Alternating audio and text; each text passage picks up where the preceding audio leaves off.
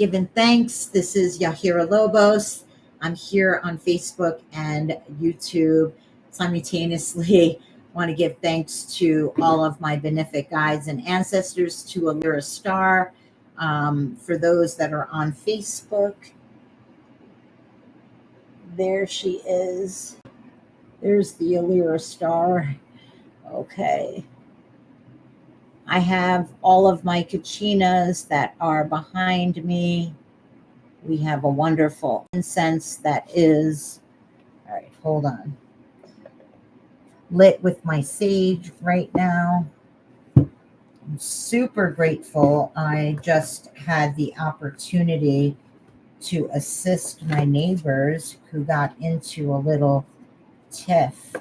Spirit made me get my smudge for real, like my whole canister. So I have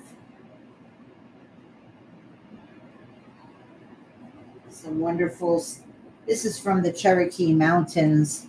What a wonderful way to smudge your house. But this is an old school pottery made from the Cherokee Indian Mountains. We want to give thanks, just cleansing and clearing my space, giving thanks to all of the kachinas, mother, father, grandmother, grandfather, proud face, snake transformer, wolf kachina, buffalo warrior, kavatsamana, grandmother, grandfather, eagle dancer, snake transformer is right there in the house. Okay, so we're going to have this burning in the background to keep my energy ever flowing.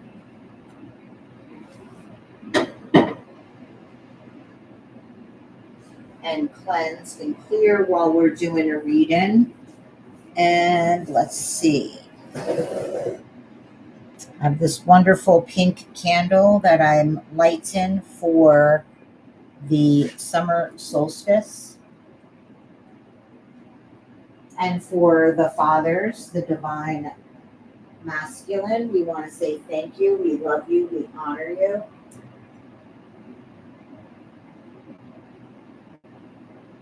We want to set our intention to bring in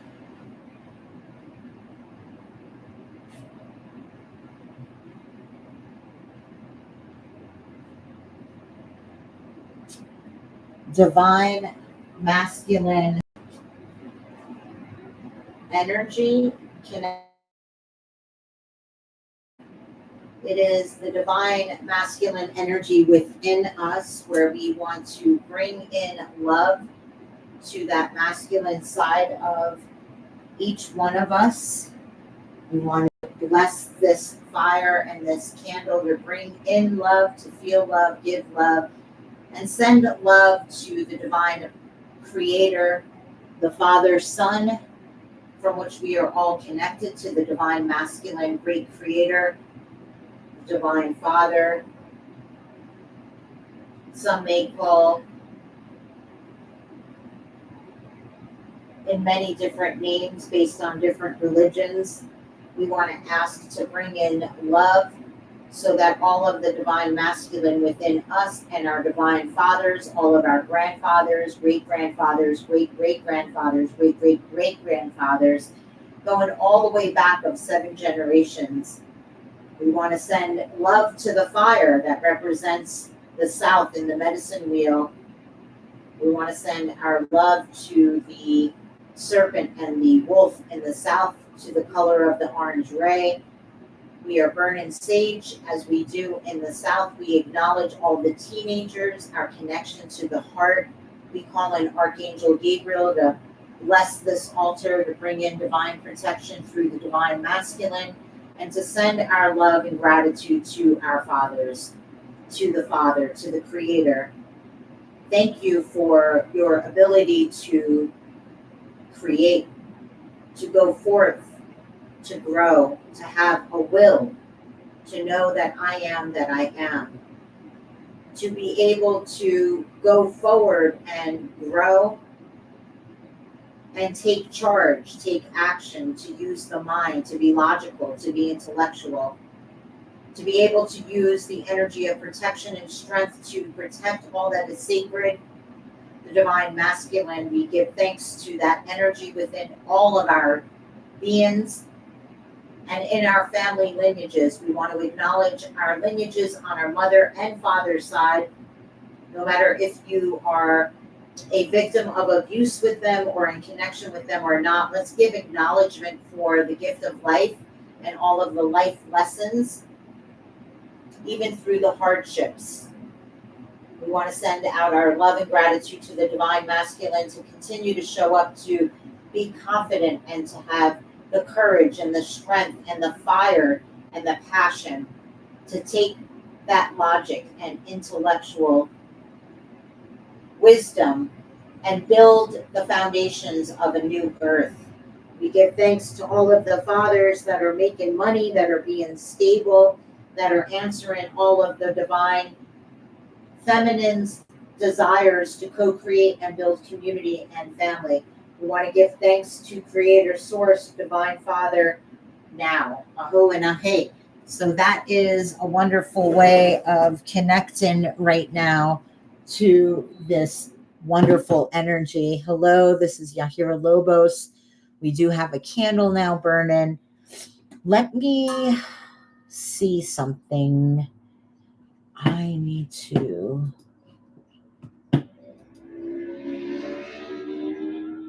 La la la la. I am live.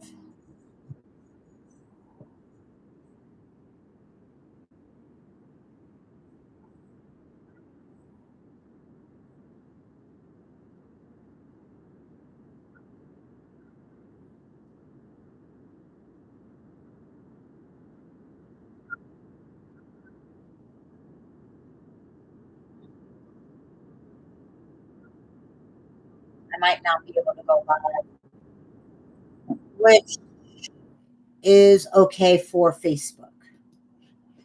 What I realize is I am live with you, YouTube, and I am good with that. And there's a reason for everything. Spirit actually is showing me that there's a leak anyway with Facebook, so that I would be better spending my time here now with anybody that may want to show up. I am Yahira Lobos. I am the founder of Constellations Collective. I am an Akashic record reader. I'm coming live today to speak about some topics that I wanted to share with everybody. So today is Father's Day. We want to say thank you to everybody that's out there. We love our daddies. You know, I've actually had a tumultuous relationship with my father, but I also loved him greatly. My father and many of your fathers out there, they're all human and they're not just perfect, right? They come with their own shadow and their light. There have been attributes about our fathers that are wonderful, beautiful, and powerful. There are some people who never met their fathers, and there are many men and women who have what we call a father's wound. So today, I wanted to acknowledge the sun coming into the solstice yesterday. In Cancer, we are here in the month of June, which just started the astrology horoscope sign of Cancer yesterday.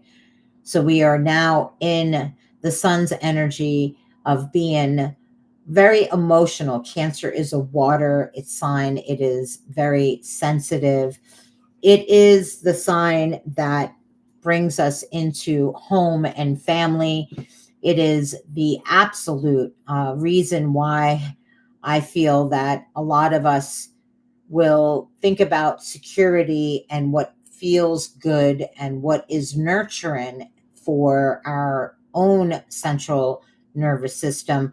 Cancer is a very feminine sign. So today, on Father's Day, we get to talk about just really what's going on right now. In the chart today, we do have Sun in Cancer at 0 degrees. So it represents a very new beginning. It is at the influx of, wow, what can we do um, as individuals to really look at the core father wound and ask, what did I actually really need from my father that I never received before? And how do I feel when I think about that? How does that feel in my body as I answer this question, which is a somatic journal prompting for those here that would like to tap into the energy of the divine masculine and what it really means to be a father, and what were we hoping, if anything, when approaching the wound? What were we hoping that our fathers would do or say someday? There's a lot of us, I know myself, who was always looking for the approval of the father. It's almost like we're looking for something outside of ourselves. This is the wound, the actual human wound, because we are looking outside of ourselves for that stability, that security, that knowing.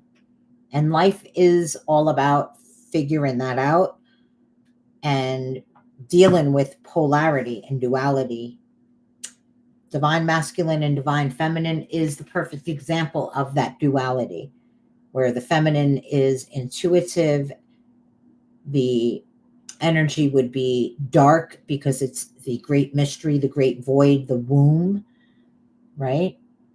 You might affiliate that also with water and, a wet environment, whereas the masculine is direct, powerful, dry, growing, taking action, the sun, the mind, the intellect. And there we have the duality of life, the night and day, right? And so right now, as humanity just came to the summer solstice yesterday, in astrology, what we really do is we really look at the 6-month marker of the summer solstice. Summer solstice falls on the 6-month mark, which represents in the medicine wheel. This represents the season of the summer. The direction is the south. We honor and acknowledge the serpent, which is the snake that grows a beautiful body. And then when it's time to grow, it outlives and outgrows the old patterns and old body and sheds its skin so it can grow a new body that's revitalized and re-energized. So the snake is represented in the direction of the south, and we are honored by the Elohim of the orange ray that represents the fire and the vitality and the energy of the heart. The heart is also being represented in the south, which is also connected to the element of the fire. The fire is burning bright behind me. Let's make sure that it's burning bright behind me. I gotta put my glasses on to make sure. Yes, we can see that the candle is burning bright behind me. Love you, Kachinas. Oh, wait. And there's a Lyra star. She's my baby. She's my baby. She's hot, her little ear. Okay. And so the South is also the time that we are honoring the summer solstice. And at a 6th month, you know, into the year of 2026, we get to review what has worked so far. We're really going to review what has taken place in the last 6 months. Like, did that grow us corn? Are those ideas that we had at the beginning of the year, if there were projects or goals whether you had goals mentally, emotionally, physically, or spiritually, whether you had goals for your career to expand in the way that you make money or to change the directions in which you were actually making money. Maybe you have a different vision, a different idea. Maybe you wanted to birth a new job, your own business, a nonprofit organization. It's pivotal. At the summer solstice, we take a moment and we are so grateful for the sun that comes in and it burns the brightest and the longest. This is the day that we have the most sunshine in a day. Now we're moving towards winter, but right now the summer solstice represents, the children having fun, teenagers, their vitality, creativity, having the ability to dance and play and to be innovative and to have so much joy and laughter. The summer represents a time where humanity and the community can come together and to be creative. It's the time where we actually can go outside and play in the grass and play in the waters and go swimming in the ocean and have barbecues and be outside with our family and take our dogs running and walking and jogging and biking and sports, so many sports. And all of the children, they finish school in June and they're all free for the summer. So there's a lot of excitement, and we still have another 6 months of the year where we can actually be really creative and absolutely achieve our goals. So if there's something that wasn't working, it's a great time to take a review of, wait, how can we go forward? How can we plan strategically for the next, 7 months? How could we do this? So the great thing about the summer solstice and Father's Day coming right next to each other is the fact that we are honoring and acknowledging the divine masculine, because the summer solstice represents the sun, the father, and the summer is the time where all the fruits and the vegetables are growing. And so we want to take a moment to acknowledge Mother Earth in the time of summer and think about all the seeds that we planted in the spring and acknowledge and give thanks and say thank you to Mother Earth for all of the fruit and the vegetation and the floral and the thunder that's growing that we get to enjoy, that really creates our beauty way. The Navajo, our indigenous peoples here in the Southwest, are very firm on teaching the beauty way path. And it is all about acknowledging the beauty and the wonder that is here, that is natural, that is organic and simple and beautiful, that comes from Mother Earth, and following what we consider sacred law, which is being truthful and honest and honoring the respect and justice and wisdom and gratitude, humility, compassion, gratitude, humility, courage, and strength. And these are the sacred laws in which we honor and acknowledge one another when it comes to the sacred circle, the wheel of life, the medicine wheel, and Father's Day and the solstice back to back. We are taking this divine moment to go within, to meditate, to thank the sun, to thank the divine father, to thank the time of the summer, to thank the wolf, who's the pathfinder and the protector of the dominion of the heart, calling in also Archangel Michael, who is the angel connected to the direction of the south, that also is protecting the divine masculine and the divine feminine that come together. And the south represents the family that is growing. And here today, we want to acknowledge he, she, we, they, all the pronouns, no matter who you are and what you identify yourself as in gender. One day we will be considered genderless, androgynous. And this is part of stripping away what it means to be a man or a woman based on discrimination, equality rights,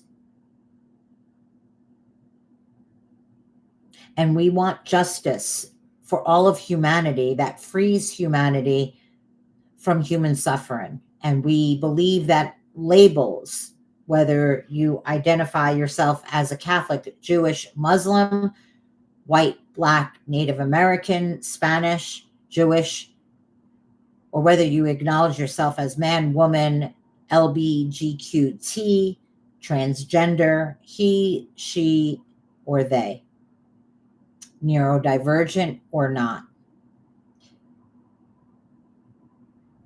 The labels that we have allowed for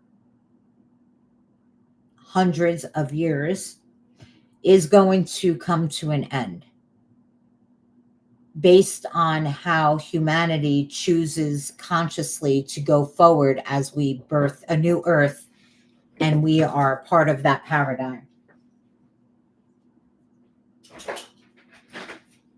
Hey. She wasn't yelling at me. She was yelling at the other lady. But I'm on the phone. I'll come over there in a minute, okay? Okay. Thanks. I'm okay. Aw.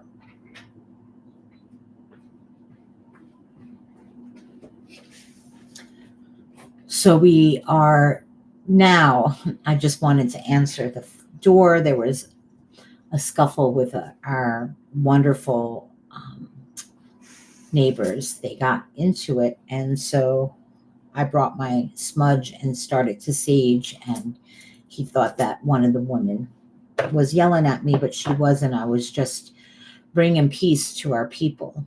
And as a light worker, living in an apartment building in the middle of the holy city, Santa Fe, New Mexico, I am not privileged to not see the injustices of the world every day and the human suffering that is happening at a really all-time high. I'm not just behind a computer. In fact, that is part of the problem, that I didn't create the platforms that I needed to actually be a channel here for the people. But I'm here now, and things are well. I'm just here and talking about the summer solstice and the Father's Day and the teachings that wanting to actually bring forward for all of us. Actually, I had some Father Day topics that actually came up, and one of the things that Spirit wanted me to kind of just go over is the father wound, and to talk about these somatic promptings that would allow us to do some shadow work around that wound, And so the two questions that I asked already was, what did I need from my father that I never received? And, while we're journaling that, and I just want to say it's 12:12, so I want to give thanks and send love and gratitude to the divine masculine. May all of humanity heal their father wound. We ask that the divine masculine within ourselves that is here to co-create and to bring forth our vision, our life purpose, and take action. May we have the courage and the strength, the clarity and the truth. May we have the humility and the gratitude, the wisdom and the compassion to cultivate, to grow, to create. May we all come into right relationship with the divine masculine within us and forgive our fathers, for they were never perfect, and give thanks to them for all of the beauty that they have created as we were. Our lives were gifted to us through our fathers. So happy Father's Day to all of you. May you feel loved and be the love and continue to love, for love is the solution. Love is the way. So getting back to the longing that we are talking about, the longing prompt, there was another prompt that we were talking about, and that was, what was I constantly hoping my father would someday do or say? And things like, I'm proud of you, I believe in you. I love you. I was wrong. I'm so sorry. And then ask, like, how does that longing, like, how has it shaped my adult relationships? How have I projected what I desired onto other people that possibly we dated? So I was used to many times in my life dated men that were just like my father, or in hopes that there was another type of man that I dated which would give me what I needed, I thought, that my father didn't give me. Both of those kind of relationships never worked out for me, because what source creator is here showing us as humanity is expanding consciousness at all-time high is that we can father ourselves, and we can give ourselves that which we long for, and that which we think is outside of ourselves is actually within us.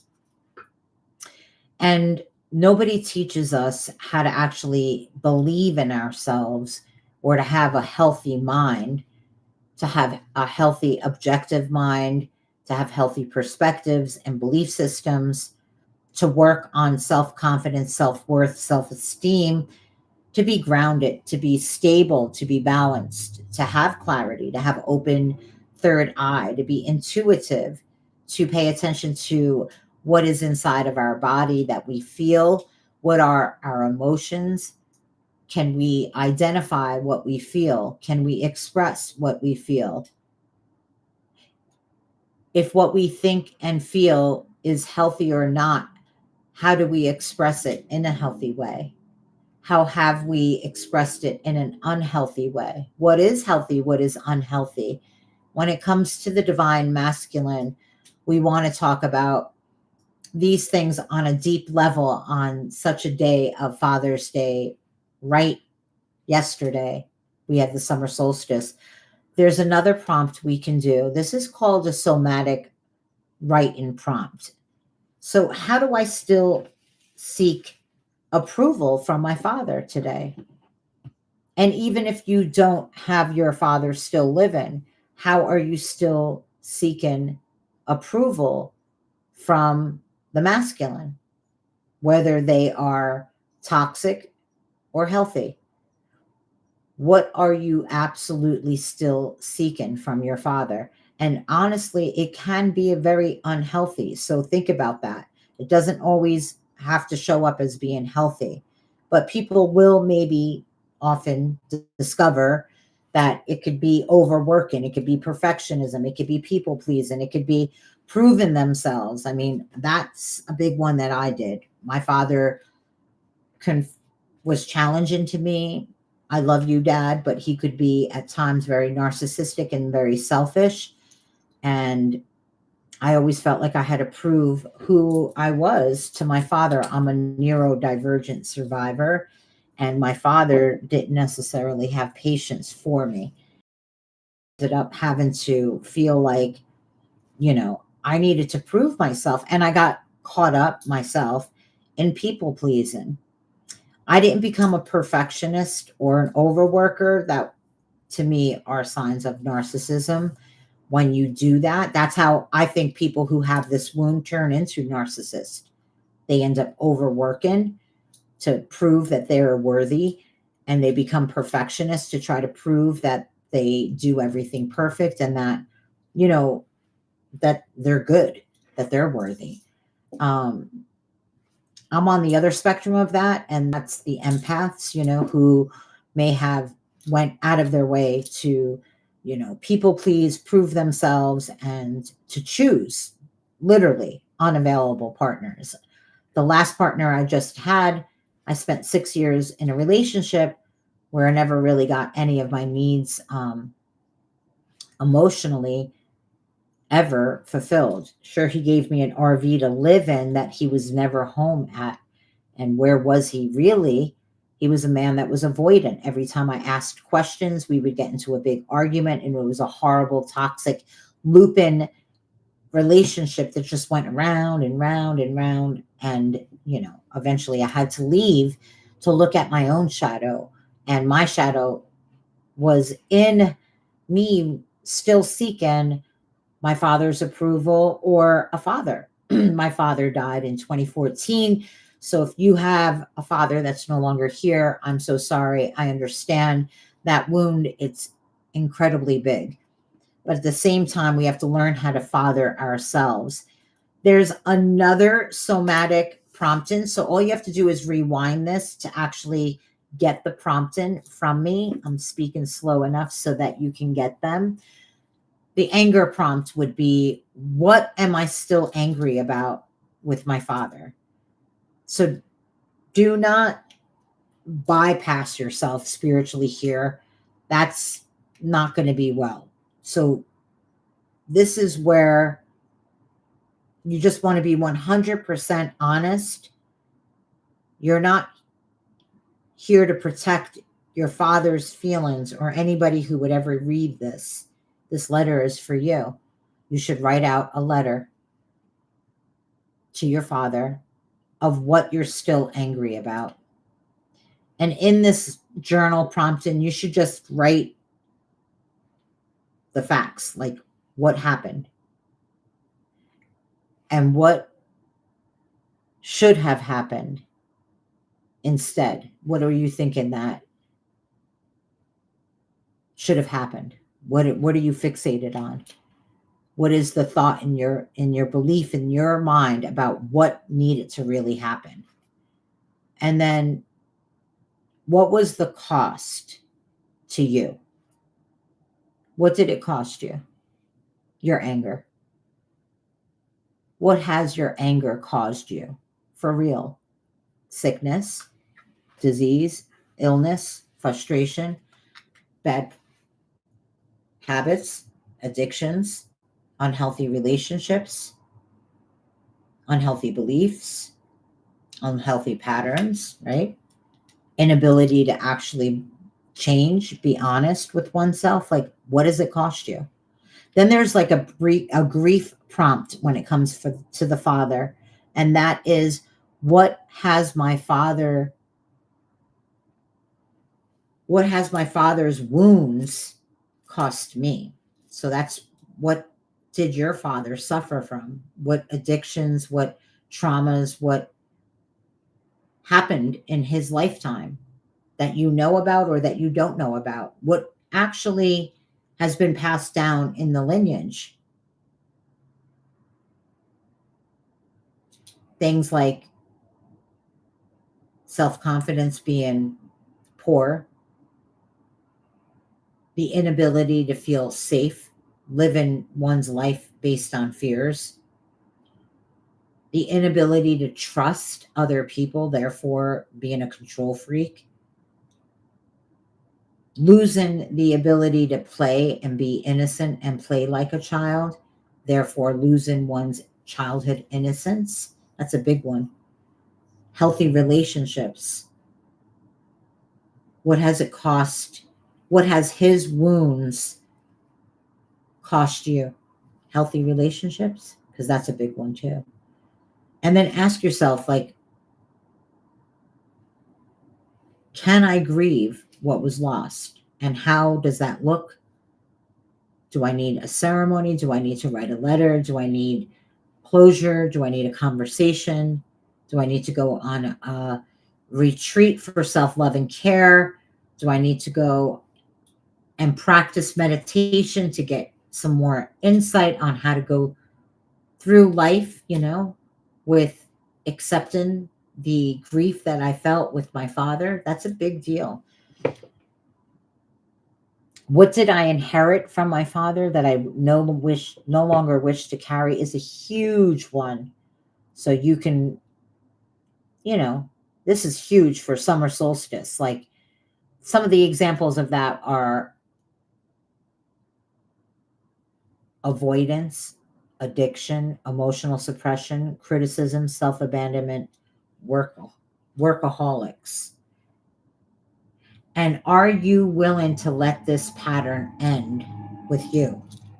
You need to write this in the journal and just write all that comes to your mind. And maybe make a contract with yourself.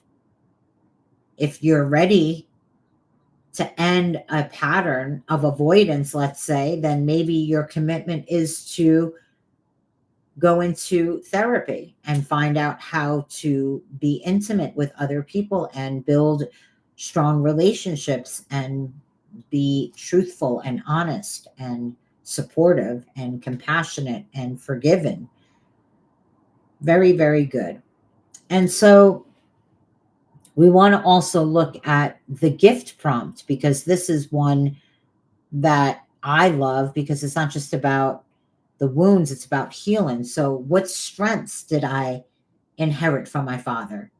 This is the light work that we can do that's considered soul work, right?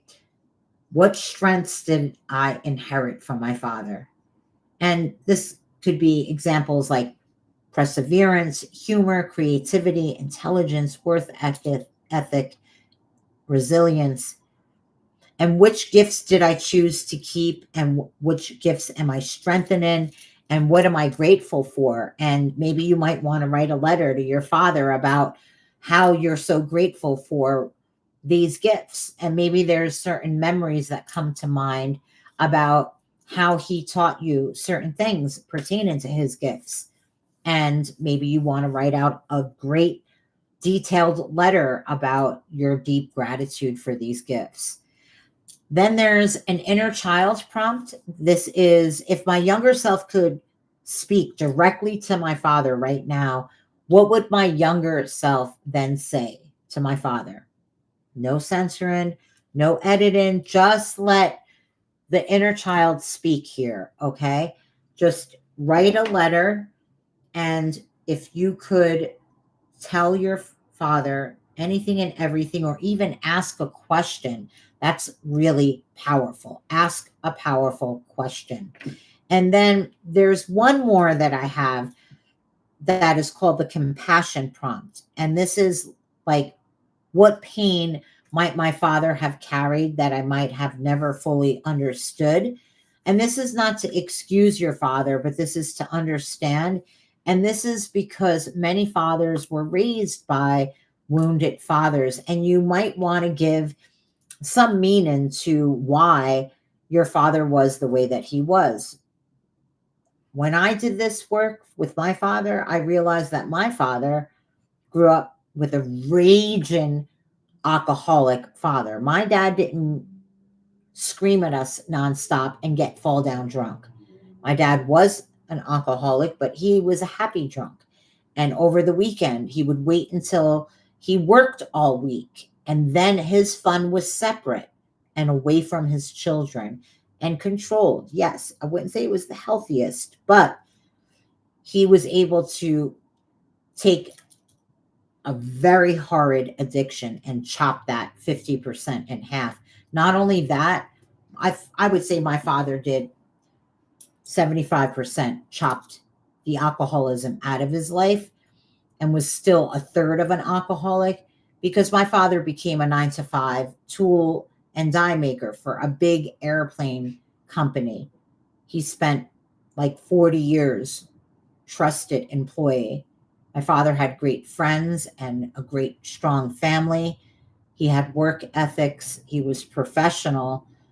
Yes, he was an alcoholic who at times could be an avoidant and neglectful to me and maybe my siblings, but that's often what it looked like when our fathers had a lot of trauma that they never healed, because in his day, he was born in 1934. So if you're Gen X like me and your father was around, the same age, my father would have been, like in his 90s today,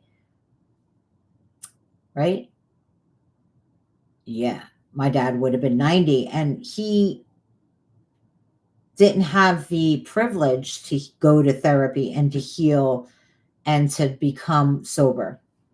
It was too difficult to do all of that work in his lifetime. So he did what he could And that's why I became who I am, is I wanted to get to the bottom of all of it, and I wanted to heal what was being passed down to the generations that I'm a part of. And then thereafter, trauma gets passed down from generation to generation. And what I noticed with my father's family is that alcoholism got passed down, and depression got passed down, and workaholics were passed down, and a sliver of that narcissistic trait definitely was passed down. Rage, anger, blame, shame, guilt, all passed down, and self loathing behaviors passed down. So I took it in my journey, starting really young in life at like 13. I started to question the patterns and the traumas in the family that was getting passed down, generational trauma. And I started to look at our leaders and the corruption, the lies, the brainwashing, the programming, the conditioning. And I started to realize that, yeah, we were in an old patriarchal paradigm that was geared towards controlling humanity based on fear, greed, control. There's been a hierarchy. The hierarchy has been in the hands of the wrong people. They are not leaders. And in today's day, we have been exposing the machine that has been part of what the 1% is all about, controlling humanity and taking advantage of the disadvantaged. And the disadvantaged are all the people that are hardworking, tax paying human beings that get taxed incredibly just to live and to eat. So here we are doing some shadow work and soul work on the summer solstice and on Father's Day to acknowledge, number one, the gift of what the Father is, for us in the world, but also how our fathers are not God. They are not 100% responsible for all of who we are, what we think, what we do and say. We all have a free will, and it is up to us to, at some point, acknowledge and accept what we have or don't have with our fathers, and to be grateful for all that we did have. I'll say that as a Gen X at 54 years old, I am so excited that I had the opportunity to forgive my father where he forgave me before he died. And he said he was sorry for the negligence and the abandonment. And I'm very lucky because not all of my siblings got that while he was on his deathbed. And so my message really personally is to go out to the masses and say, life here on earth is very short. You think you have all of the time in the world, especially when you're in your 20s and 30s. But the truth is, you're not going to be here forever. Yes, we are eternal, but the body that we have, that we are an inhabitant, that we are in this human suit, this, we need to value our body and give thanks that we have a body to be in. But when this body expires, yes, we go back to the source, and the source will allow us, yes, to be born, and it'll be a new life. And I do believe that the way that consciousness is expanded means that we'll have more ability to choose with consciousness and awareness and remembrance going into the lives going forward. Right now, we are in the great veil lifting of the great purification, prophetic times. The Hopi spoke about this. Humanity's choosing at this moment that is at the crossroads. Humanity gets to choose AI, which is artificial intelligence, or natural intelligence, which is connected to Mother Earth, the indigenous ways, living for the people, by the people, because we are the people, living on the land with reverence to all that is sacred, honoring Mother Earth as a cosmic divine being who is alive, that we are connected to. That is our mother. The divine father is our ability to tap into that masculine energy of creation. When we die, this body goes to rest. So this is a precious lifetime to be this being that I show up in as a channel of God's light and love. We are exposing truths on a very high time right now. As a light worker and as a teacher, as a wisdom keeper, I, Yahira Lobos, the founder of Crystal Nations, really want humanity to actually heal that divine masculine wound inside of us, make it divine, okay? Because we are the ones that are going to make great change and expand consciousness and create miracles on an all-time high. We are way more possible than we ever thought. We are so much stronger than we ever thought. And it is time that humanity gets beyond this boy, girl, man, woman, right? Because gender, one day, like I said, is going to be androgynous. And the reason for that is expanded consciousness. Without the titles, we eliminate the bullshit that is programming and conditioning to humanity. We are dismantling the human language. It's based on an Anunnaki slave system that doesn't want human beings to know consciously what we're made of in the quantum field. We are made up of stardust, and we have the ability to probably be very telepathic, walk through walls, bend spoons, shapeshift, and choose our reality based on remembrance. When we're born, we were not wiped clean of our ability to remember who we were in the Akashic records. The Akashic records is the records of all of who we are as man, woman, as an Alaskan, as a native, as an African, as many of us are old ancient souls that are multidimensional and interdimensional.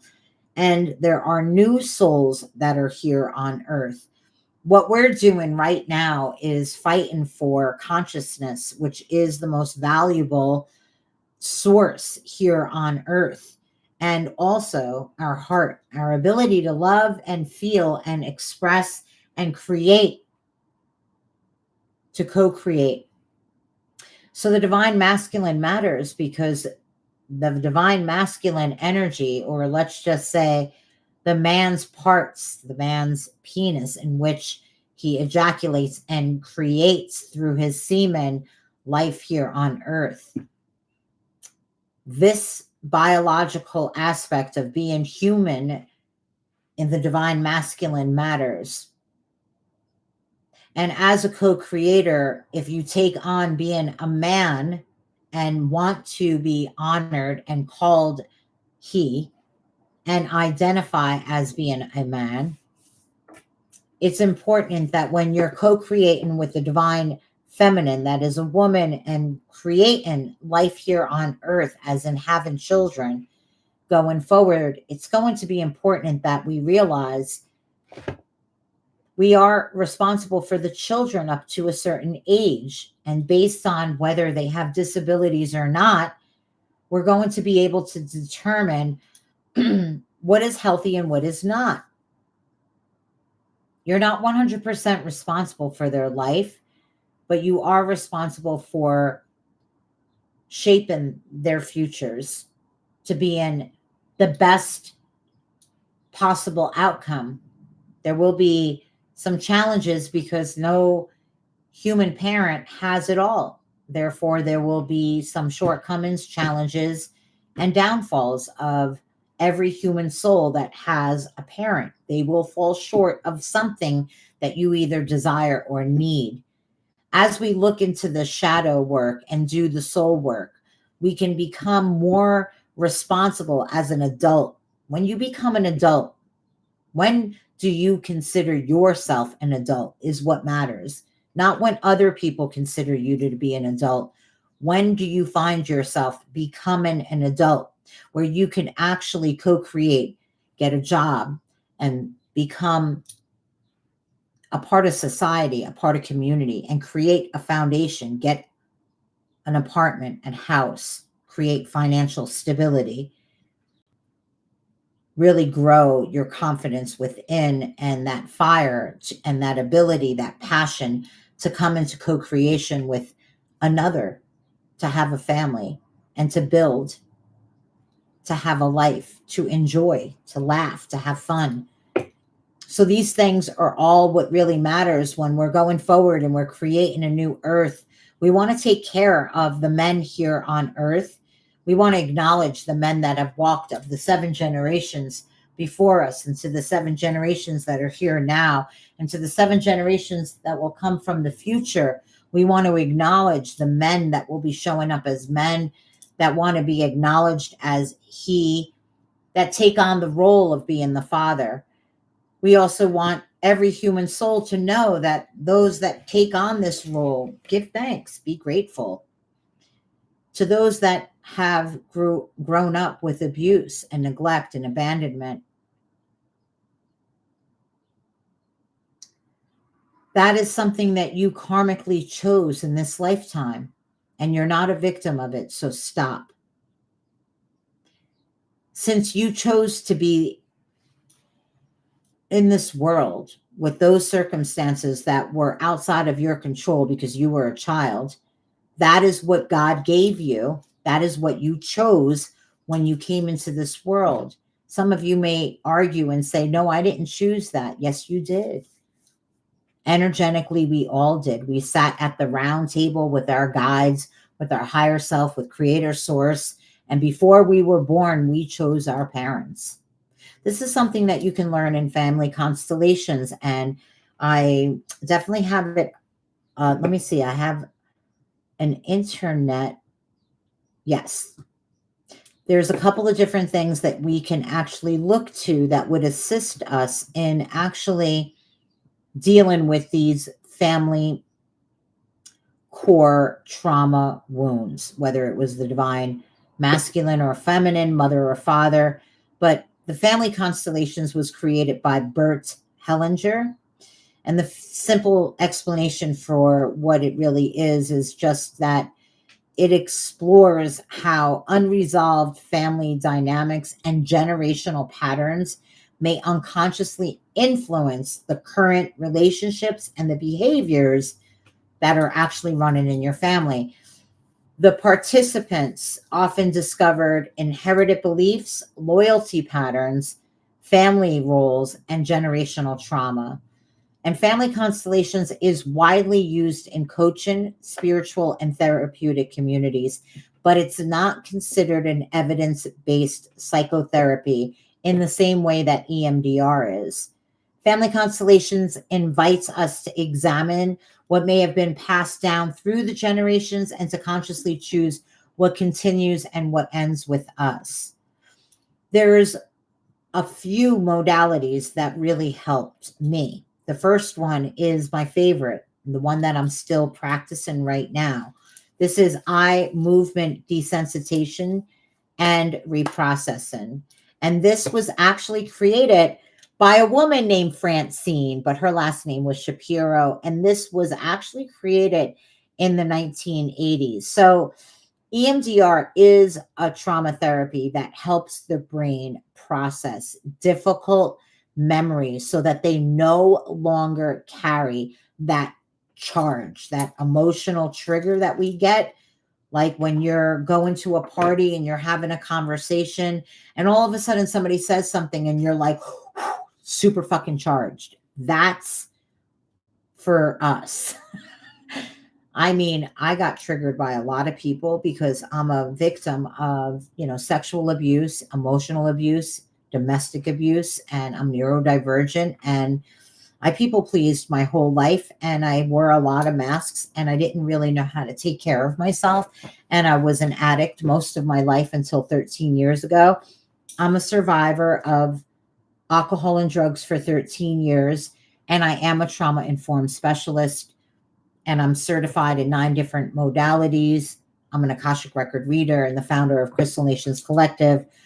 where I'm making actual crafts, and that's how I'm making my living. This and readings. If you want a personal reading, look in the descriptions. I actually offer all my services there. But here I would like to talk about EMDR. The simple explanation here is that it's a trauma therapy that helps the brain process all of that trauma so that we're not actually getting triggered. And many people know what actually happens, like to all of us intellectually, all of us know, but our actual nervous system, that's a whole other animal.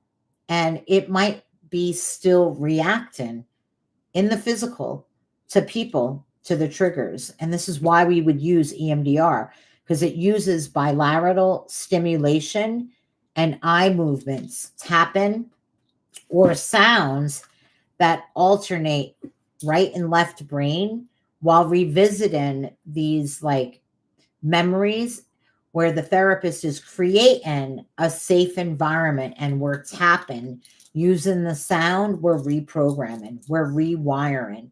This actually helps the brain reorganize and integrate unresolved experiences. And it's highly effective for people like me that have PTSD or CPTSD. It helps people get out of survival mode and into the memory that we can actually protect ourselves and how to. And it reminds us of what it is that we need to feel safe. What do we need to feel good? What do we need to feel strong, to feel confident? Do we need anything in our physical life that would help us create the environment and the life that we want and need? This is very important when you're in an EMDR, that you have an safe environment when you practice EMDR. Remember that. So there's a website that is EMDR International Association. Go to that. And there's another one, EMDR Institute. And then with internal family systems, that's another one called IFS. And that's by Richard Schwartz. This teaches us about the different compartmentalized parts of us: the inner critic, the projector, the perfectionist, the people pleaser, the angry part, the wounded child. The goal is not to eliminate any parts of ourselves that we don't like. The goal is to help heal and to love and to help them work together, right? We want these aspects of ourselves to understand what it is that they need. So IFS is actually working underneath like a whole governance called the self, which is helping us become calm, compassionate, and to really understand the core of who we are. That official website is IFS Institute. There's a great podcast for IFS, and that is on the Andrew Huberman podcast, discussing IFS and trauma healing with Richard C. Schwartz. Okay. Then there's also something called somatic experiencing, and this was created by Peter Levine. Somatic experiencing is based on the understanding that trauma is not just stored in the memory, but that it's actually in the nervous system and in the body, which it is. I'm going to tell you right now. Our body stores trauma that has happened to us. So our body sometimes remembers even when our mind doesn't. It's very important that instead of asking, what are you thinking? What are you feeling in your body right now? That's an example of practicing somatic experiencing. And the well-known voices or the podcasts that you might want to like Google or check out is Peter Levine, and then Gabor, Gabor Mate, Mate, or Bessel van der Kolk, Kolk, and then Stephen, Stephen Porges, Porges. They're all on YouTube, and you'll listen to those interviews and you'll really learn a lot about trauma. Please, the nervous system, it's very important that you learn about it. Trauma informed therapy. What is it? It's just not one specific modality. It's an approach, and it helps us understand the behaviors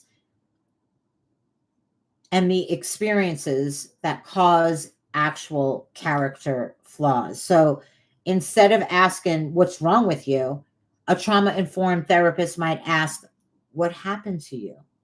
Tell me what happened. Start from the beginning and tell me what took place in your life that caused you to feel this way or to take on these beliefs or addictions or patterns that are not healthy for you." So, some of the trauma informed therapy, the examples of some of these modalities would be attachment based therapies, somatic experiencing, IFS, EMDR, trauma focused CBT, and psychotherapy.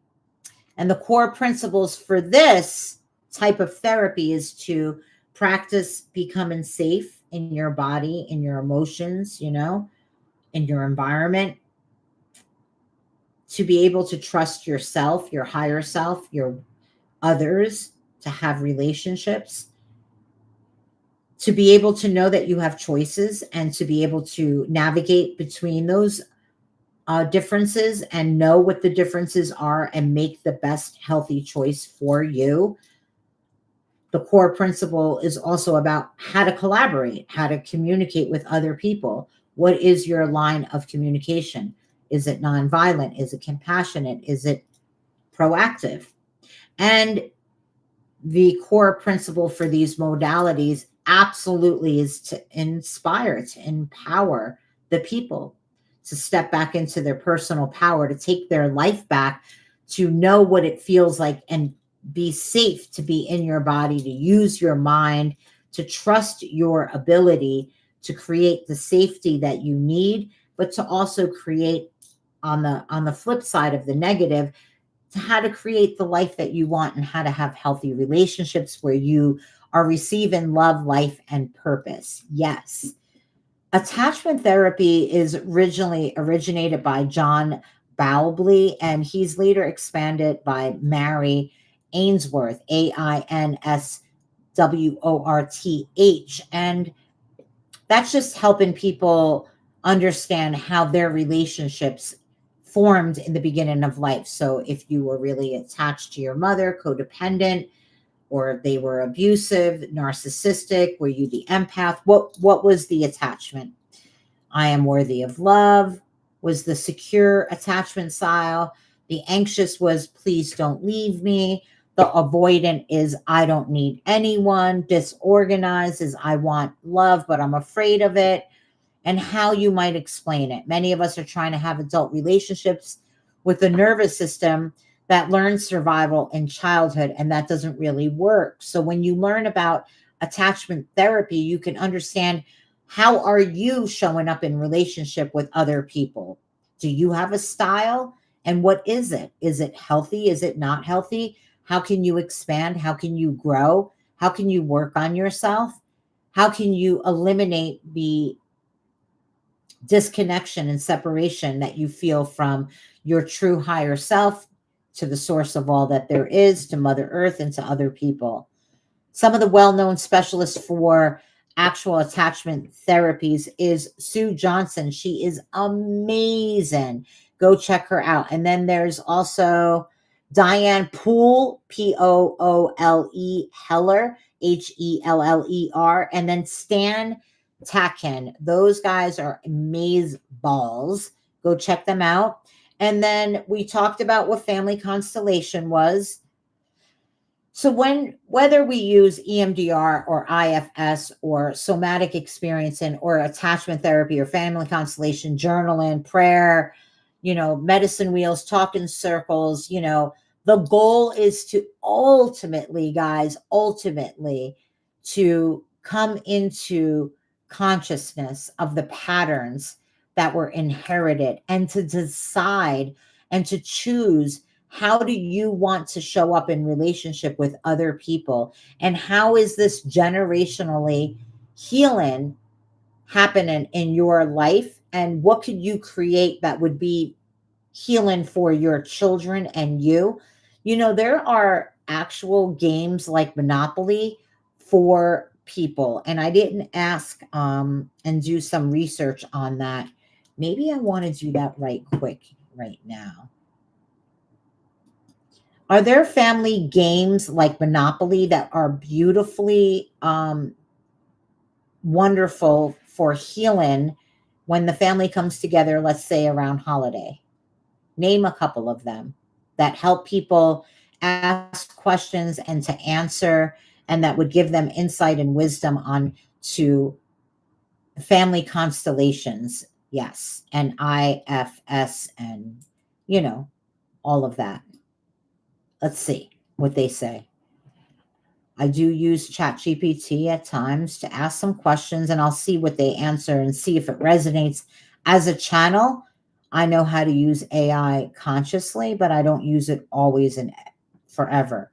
But the name of the game that I'm looking for is called the Ungame. It's probably the closest thing to a family healing game. It says, it's got questions in it. I remember this game. What are you most grateful for? You get to ask the family members around the table. Or what is one thing that people misunderstand about you? It's the one opportunity you get to speak for yourself in front of your whole family at the holiday, and it's a game. And then there's another question. What is the one lesson that you've learned in life? I love that. So there's no winners, there's no losers, there's just a conversation. Then there's another game called We're Really Not Strangers, and this is for the younger generations. It moves from light questions into deeper ones, which are, what are you afraid people will discover about you? Ooh. And what are you currently healing? Ooh. Then there's another game called Table Topics. I like this one. This is wonderful for just like a family dinner. And these are questions that are like simple, but they're actually really insightful. So what has been your proudest moment? And what advice would you give to your younger self? I like that. And then that's all there. I asked those questions. So those games are really profound for anybody that's around the dinner table today with their fathers. You might want to go buy some of those actual games. I wouldn't, I would do it if, if my father was alive and I was going to go see my family. In fact, I'm actually going to buy that for my family for Christmas because I'm going to go see my family and I haven't seen them for 10 years. So it's going to be really actually 12 years. It's going to be wonderful. I can't wait to see my family. I'm so excited about that. I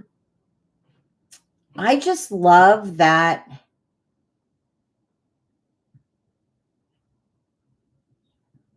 this is huge. What we really want to ask is like, how can we stop repeating family patterns? What does healthy masculine energy look like? How do I forgive my father? How did his absence shape me? How did my father being in my life shape me? This is just some of the last journal prompting that we can do right here, right now. And just to go over how effective the energy for the summer solstice was and is right now, we're just going to ask for the final countdown right here. What are you releasing on the summer solstice? And what are you choosing to go forward with? This is why I chose going over shadow and soul work with the father's wound, because as somatic writing can help you create the life that you want. When you write, it actually goes into your subconscious and it helps you create the life that you want. It's one of the laws of attraction that helps you think, feel, and then take action. Those three things help you manifest the life that you really want. So going forward from summer solstice going forward, you're going to ask yourself, what did you just release?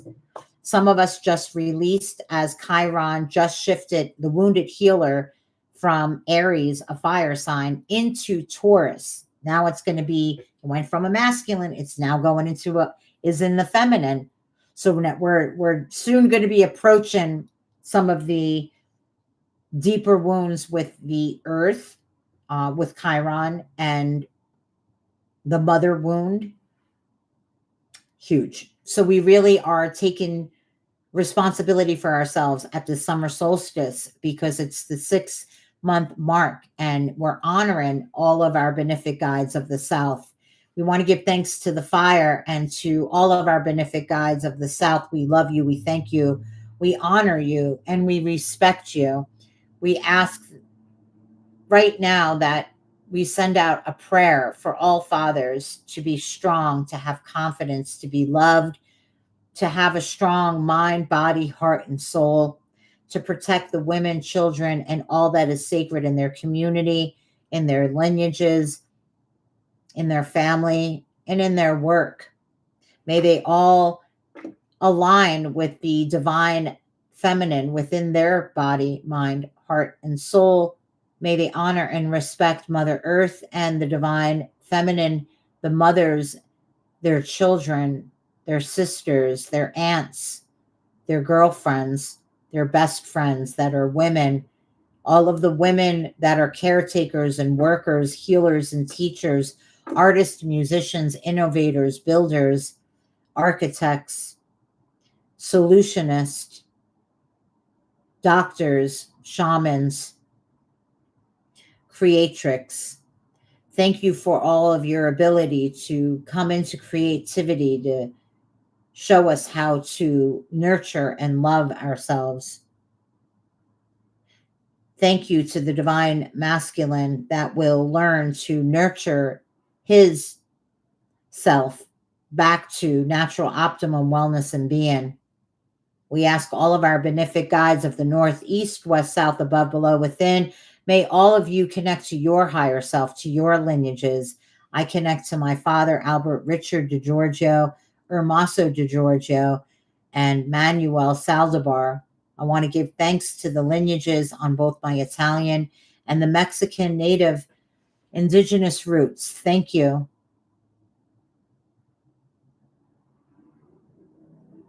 Thank you to the sacred wolf that is the master teacher, that is the pathfinder, that will pave a new way for the people, by the people, because we are the people. Want to give thanks to all those that will go forth and have children, that will have boys, that will raise them to be magnificent human beings, whether they reflect as he, she, or they.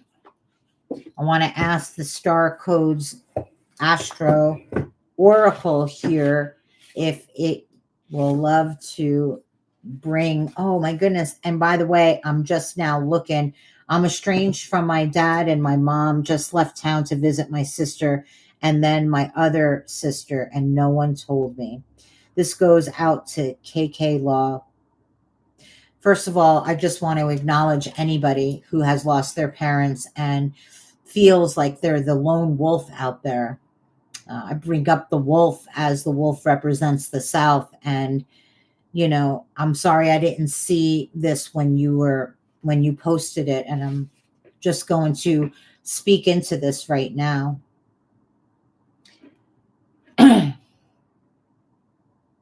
Everything that I spoke about in the video will help you to learn how to work on yourself. I really would suggest family constellations.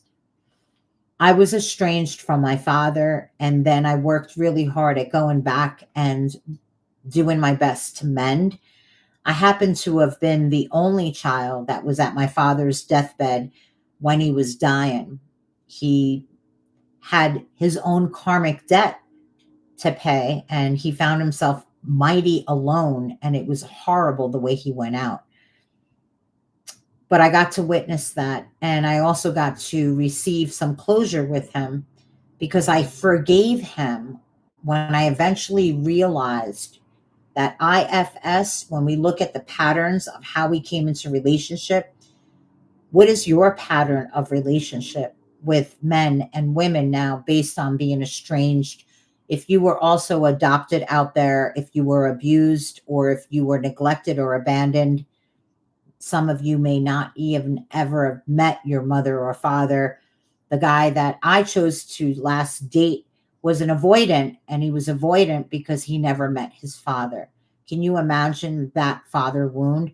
So, yes, it's a big wound. But the other thing that I really wanted to actually speak into that would be helpful for you and myself and everybody here on the planet that's had a lot of trauma and wounding with our fathers not really being loving or positive or a strong role model in our lives. By the way, that is hurtful. It does matter. It is the thing that affected us, but we don't have to allow it to determine who we are for the rest of our life.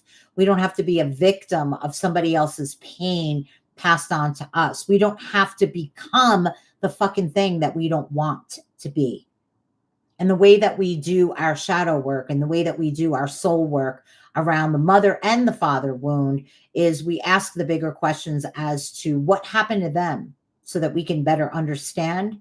And those are some of the modalities that I spoke about here. And then also, the message from Great Creator here is, I am your father. Come to me, child. Pray. Not based on a religion. No. We're asking all of humanity, yourself, anybody that's listening now, to bow your head in this moment now, as Yahira, myself, am speaking, and take a just deep breath and just ask your higher self to connect to the Father, the source of all that there is. Let's do this. Let's do this now. Take a deep breath in through your nose, hold it for 4 seconds, and then on the release, we release through the mouth. And if we do an inhale on the count of 4, we hold it for 4 and we release on 5. Why? Because it actually is a emotional regulation breath that you learn to release trauma and to connect. So let's just do the breath now. Take a deep breath in. 1, 2, 3, 4. Hold. 1, 2, 3, 4. And then release out the mouth. 1, 2, 3, 4, 5. And in this moment, you ask your higher self to connect to the Father within you. And just connect. Take a deep breath in. Hold. 1, 2, 3, 4. Release on the count of 5.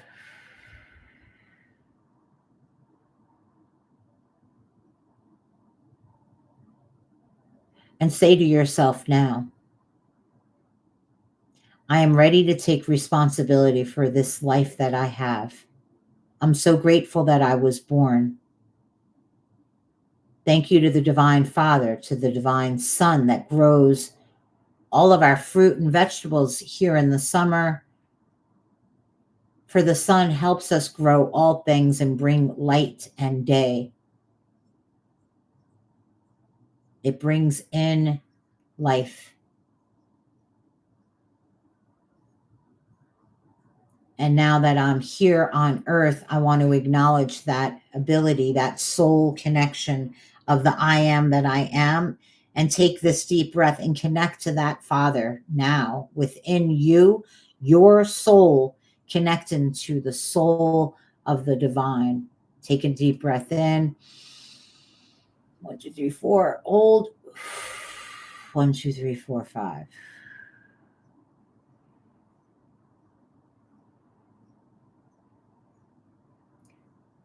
I think of strength when I connect to my Divine Father within, and I am mighty and strong.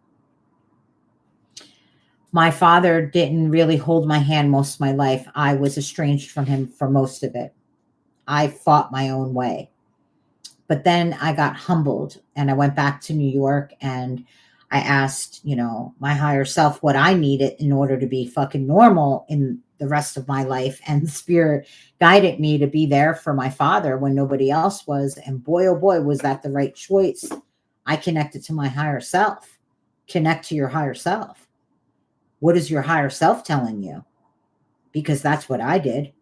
My higher self told me to go connect with my father, get him food, feed him, pray for him, help the other people there was a lot of old people in the hallway on his floor.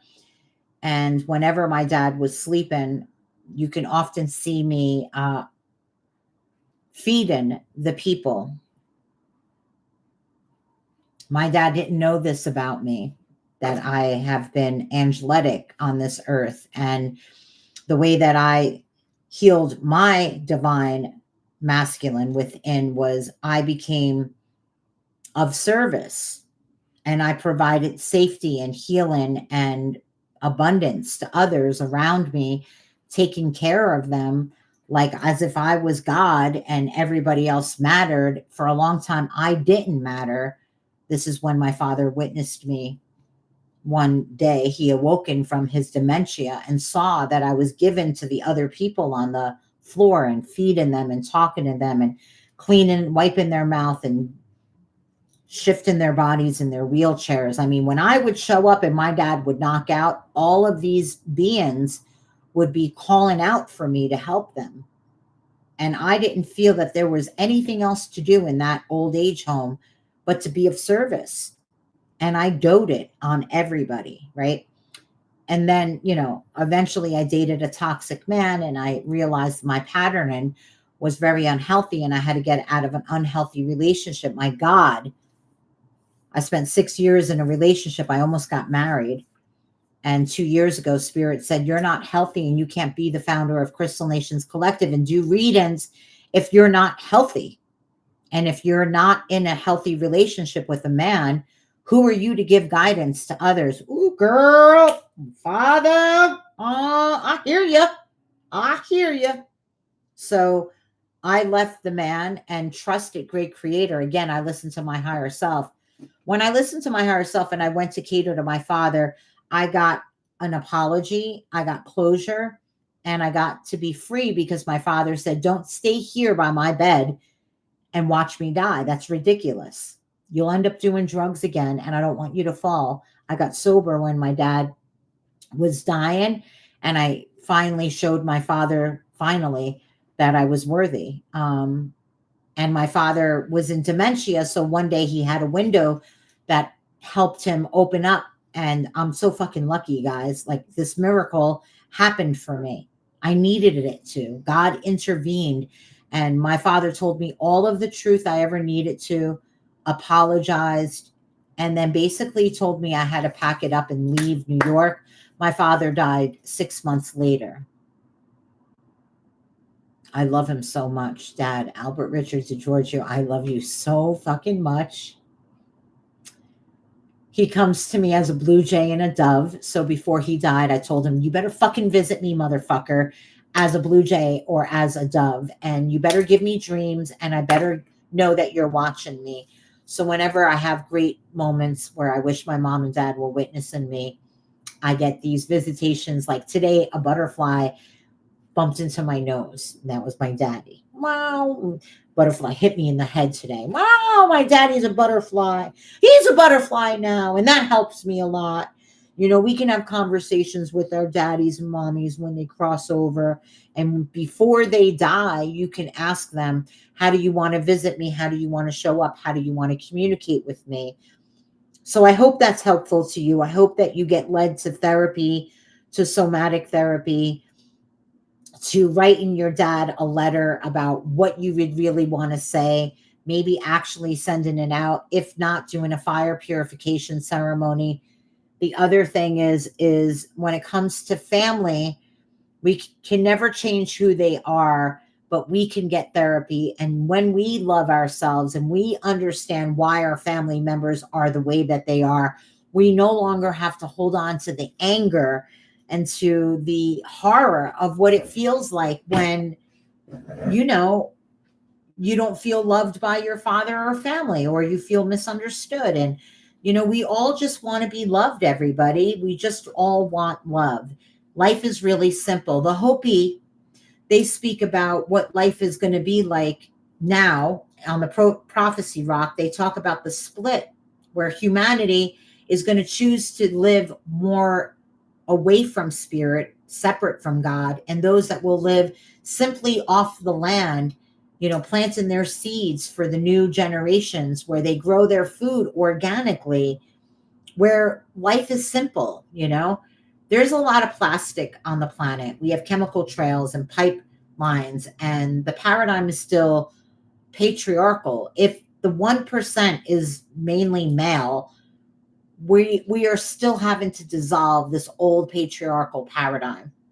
And on Father's Day, my greatest gift could be, how could we heal this paradigm that was patriarchal? How do we birth the earth coming into this androgynous space of honoring the masculine and the feminine within all of our bodies and DNA? Realize that we all came here to birth a new earth where there's no human suffering, where we tap into joy, where we love our bodies, where we come into sexual sacred union. Stop using each other for a fucking orgasm. It's pathetic.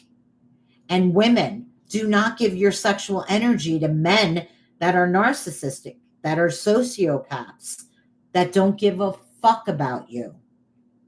To the men that are big-hearted, that would love to support divine feminine, we need you. The ones that are courageous, that are strong, that would build a beautiful home that is natural, organic, solar power. To make sure, there are 3 things that if you're a man's man and you like to identify as he and as a man, you're the divine masculine. You love women. You want to marry them and have children. I'm speaking to this generation of people. There are 3 things that men need to remember. You need to protect women at all cost. Their safety is 100%. They need to feel safe in their environment, in their home. They need to have the food. They need to eat. They have to have food. That's the second one. You need to feed them. And then the third one is you need to keep them warm. You keep a woman warm, fed, and protected, and she will be able to take her vision of her third eye and her heart and grow something beautiful, like a legacy for the future generations to leave behind. A good woman isn't the woman who has to stay in a kitchen and cook and have babies only. Men and women should be co-parenting and sharing the responsibilities of changing diapers and working. And all of humanity going forward, we're all going to work. Half the world is not working right now. That's part of the problem here on Earth. I did my research. We have 8.1 billion people on the planet. Only 4 billion people are working, that are able to work. Out of all the working adults on Earth, only 4 billion are working. Oof, that ain't right. Where is everybody? What are they doing? That's why I made this video. Heal. Heal yourself. Get therapists that you can talk to on top of somatic therapy. Sound healing will clear your energy field. If you practice with rattles and drums, we are the light of the moon and sun. We are the light that's in everyone. We are the turning of the tide. We are the love that's deep inside.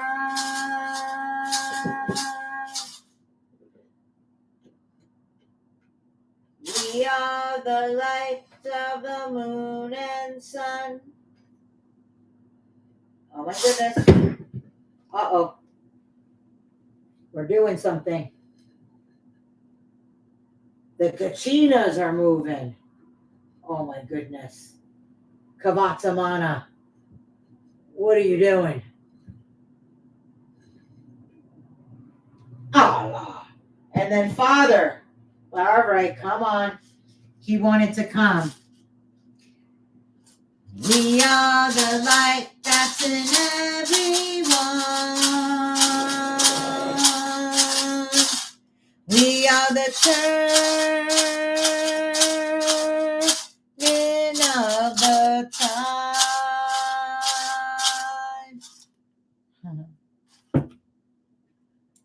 We are the lights of the moon and sun. We are the light that's in everyone. We are the turning of the tide. There is a lot to discuss going forward, and I'll be going live every single week. I've been doing it and giving thanks to the fire right there. Our candle will be going out. And the last thing I was going to do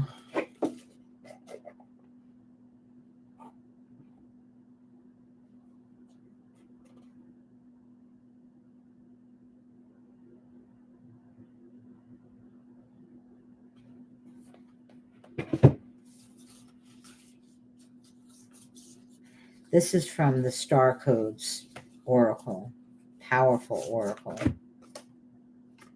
Very grateful for the cards that I have, and I want to give thanks to the Heather Roan Robbins who created this oracle for us today.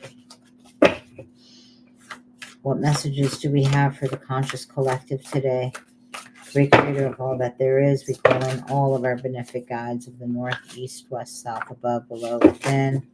And is there a third card? So the first card that I got was Aries, and it comes as in number 1, and it is act. So this is Aries asks you to remember your personal fire, your reasons for being alive. It pumps up the volume of your life force. Its energy is raw and exhilarated, direct. It could be rude, but it is passionate and it's looking for a challenge. Use your wisdom to focus this raw power and give it a goal.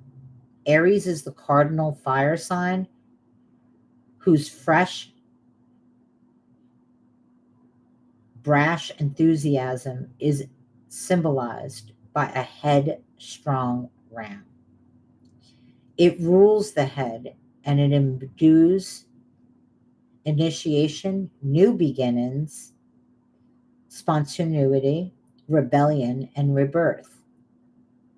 The sun shines in Aries from March 30th to the April 20th.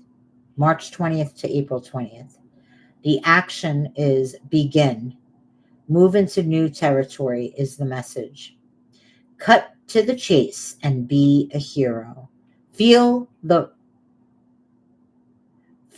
call to action and thoughtfully respond. Clear the air and clear the decks. Be crisp and to the point. Shoot from the hip. Set healthy boundaries just by being vibrantly alive and express affection enthusiastically, spontaneously, and passionately. Work in short, intense bursts rather than long periods of deep concentration. Action activates our inner adolescence. Direct others can set off knee-jerk rebellion. Instead of telling others what to do and how to feel, express your own experiences and an opinion and speak from the I.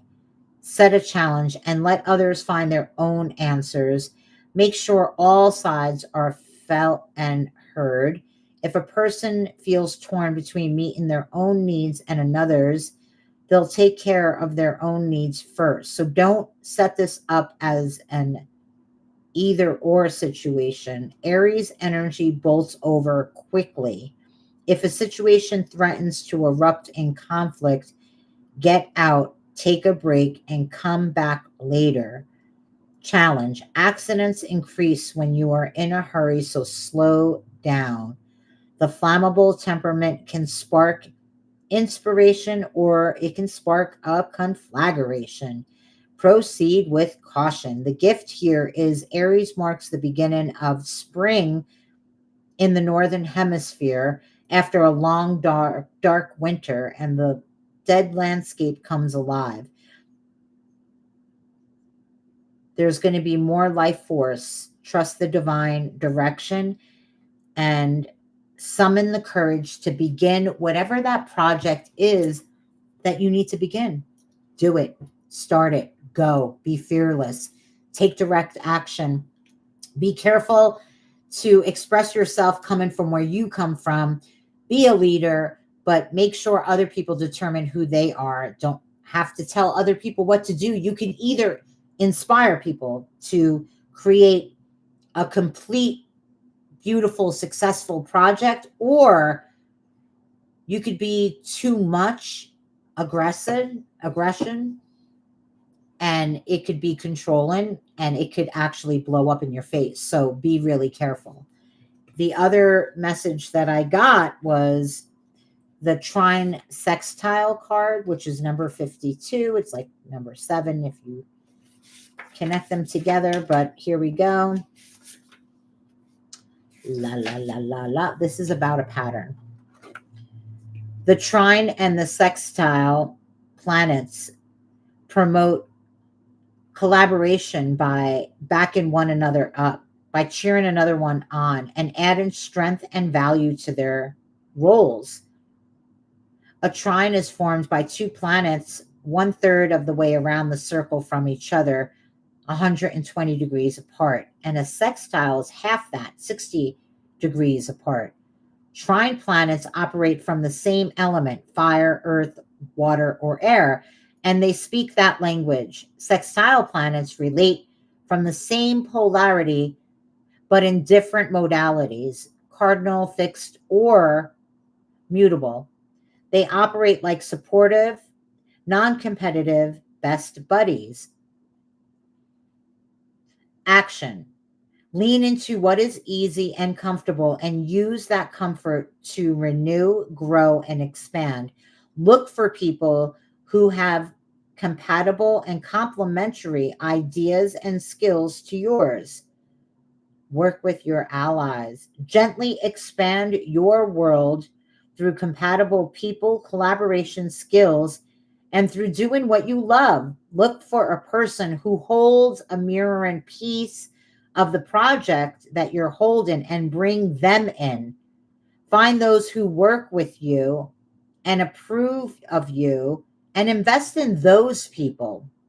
Engage family members and friends who really understand you and explore what you have in common with a beloved and focus on that rather than on the differences and build from there. Wander in a different landscape and learn from what you find there.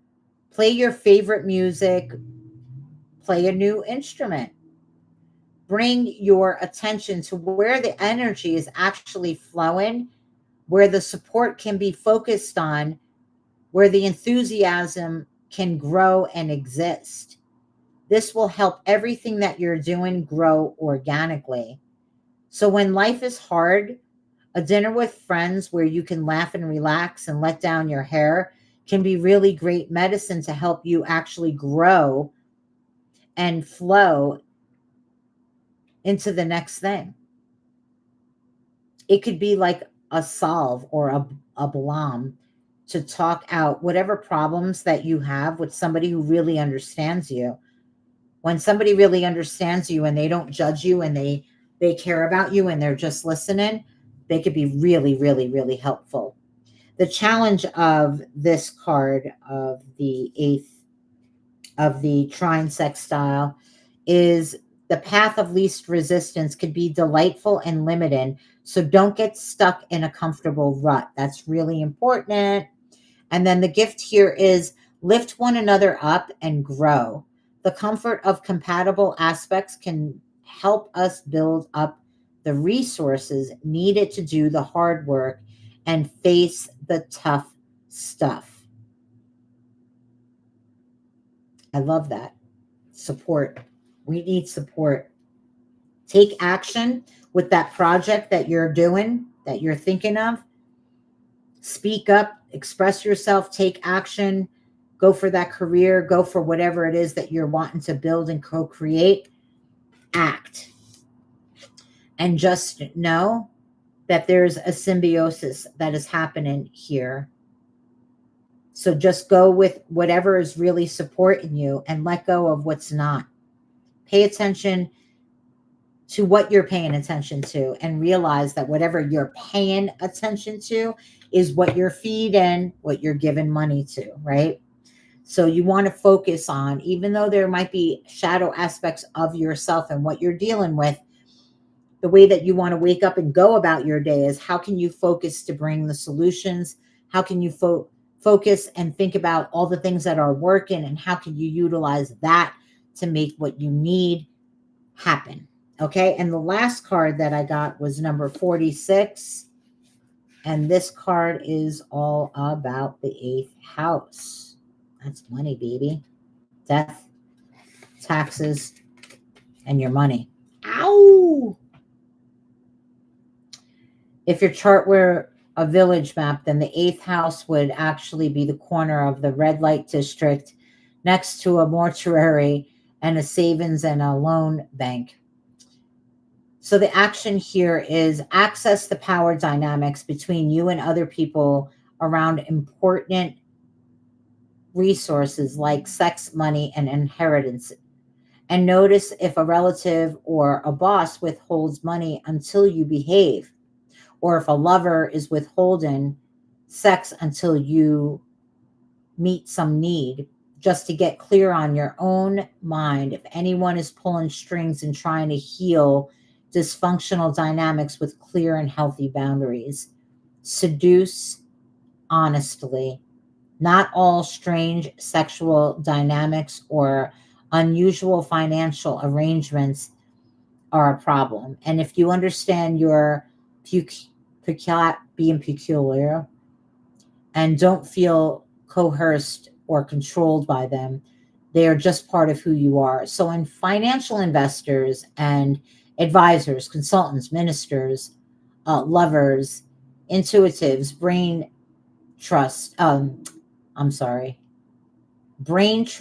auctioneers, and investigators all work with eighth house affairs. And if they work with integrity, do so productively. Develop your second house resources, your own money, your sense of worth, and your body confidence to strengthen your freedom and bargaining power and operate in the realm with grace. Engage the resources handed to you, but make your own judgment calls. The eighth house calls for one last freedom, to acknowledge that death exists and to be fully alive in response. It could be tempting to manipulate by withholding love, power, money, and hard to step away when somebody else is jerking those chains. The gift here is face your worst fears and step through and feel that liberation. The trap of manipulation falls away when you don't bite the hook. I like it. So we are really being asked to go forth and be responsible for how we're actually making money. Making money can give you more leeway, and it's actually important that in order to act on that project, and you need to get people that support you truly for who you are, like the mofos that aren't. You definitely want to tap into money, and your connections, what you inherit, and doing some shadow work around money and your relationship to it and how it can bring you freedom is the way to go forward. Because right now we're in this time that we're going forward, right, from here into uh, winter solstice. We got 6 months. So what are you going to create in 2026? Can you believe we made it thus far? Any starseed cards that want to come out as a last connection? I'll take that card. The last card that came out is the Golden Children, the inner child, tenderness, innocence, and rare gifts. There are many children that are born right now. They could be your children. They could be being born, and this could be the inner child within you. But the golden children are the children that actually have the seeds to go and transform with tenderness and innocence the rare gifts that we have to transmute, transcend all darkness back to light and to create a new earth.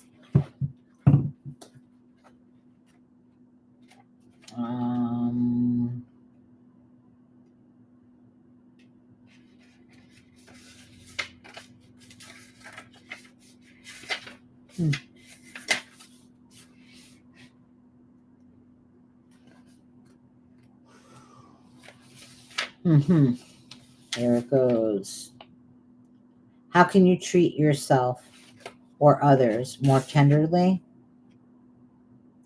The children of the sun are highly advanced and extremely intelligent souls who are incarnating increasingly on planet Earth, and they have little or no personal karma and possess incredible gifts and intuitive abilities. The golden children are born with a very clear mission, and they may remember it from a very young age, and they begin answering it and sharing it in early on in life. And due to their unique intelligence, they may find themselves nearly bored at school, and most have never incarnated on Earth before. If they're not supported in the right ways, they may struggle with their physical life here. They're often referred to as the new humans. And if you pull this card, it might be a sign that you're being called to mother, father, or nurture a child. You may be called to tend to your own inner child or a creative idea or project or a new beginning, to treat yourself or the new beginning with sweet, tender love, and to nurture and nourish it, to give it every chance to grow and to reach adulthood, to encourage it, to water it, to see the world through the innocence of a child, to see yourself and all others as innocent children, and to remember that deep down everyone is trying their best. And if they're treated with a tender heart, they'll not all harden as they'll journey through this great adventure called life. Just remember that we all have a golden child within. I mean, when I was reading it, I felt that that's how I tender to my life here on earth. Is I have been acknowledging my vision since I was a child, talking about it and sharing it with others. And it's asking us right now, how are we nurturing our project? Mine is Crystal Nations Collective. So what are you nurturing, and how are you nurturing yourself during these times? And how do you want to go forward for the next 6 months? And we just want to say, if you would like to book a reading with me, I'm available in the description. Just drop a comment and email me even. Find me on Facebook. My name is Francine DeGiorgio. And I just left in the comments.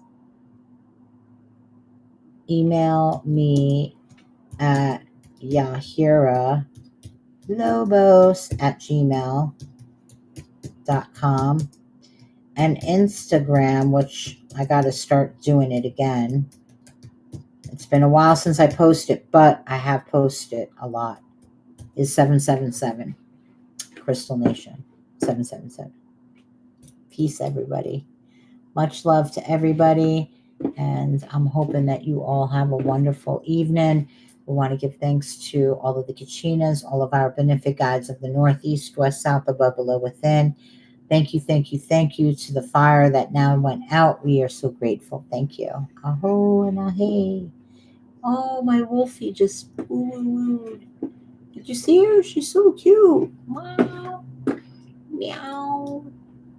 Woo woo.